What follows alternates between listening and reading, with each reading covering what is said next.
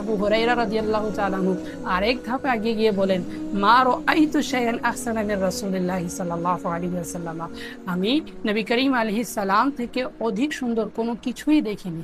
এখানে আবু হুরায়রা রাদিয়াল্লাহু তাআলা আনহু শুধু মানুষ নয়, বরং সবকিছুর কথা বলেছে, অর্থাৎ চাঁদ, সূর্য, পাহাড়, পর্বত, নদী, সাগর, কোনো কিছুর সৌন্দর্য নবী করিম আলাইহিস সালাম থেকে বেশি সুন্দর ছিল।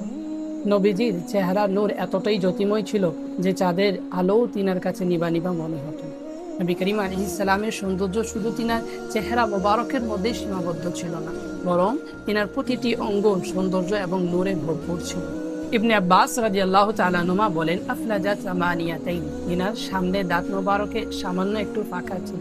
ইদা তাকাল্লামা রুইয়া কান্নুরি ইয়াখরুজু মিন বাইনি সানায়াহু, যখন তিনি কথা বলতেন আমরা দেখতে পারতাম তিনার দাঁত মোবারক থেকে নূর বের হতো।